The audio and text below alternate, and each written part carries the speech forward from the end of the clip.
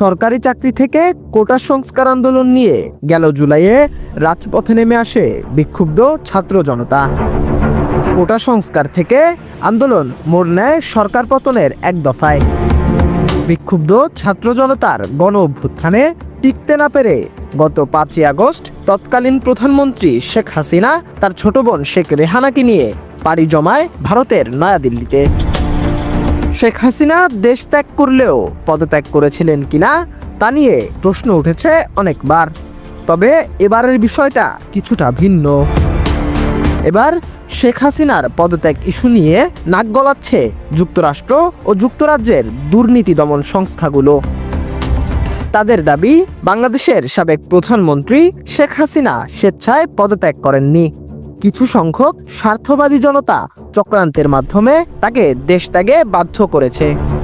অন্যদিকে জাতিসংঘ জানিয়েছে, বাংলাদেশের সাবেক প্রধানমন্ত্রী শেখ হাসিনার পদত্যাগপত্র হস্তান্তর করতে না পারলে জাতিসংঘের তত্ত্বাবধানে নির্বাচন দিয়ে ক্ষমতা পুনরুদ্ধার করা হবে। অন্যদিকে শেখ হাসিনার পদত্যাগ ইস্যু নিয়ে বিবৃতি দেওয়ার কথা জানিয়েছে মার্কিন যুক্তরাষ্ট্রের রিপাবলিকান সংস্থা। SI রাজ, নিউজ ডেস্ক।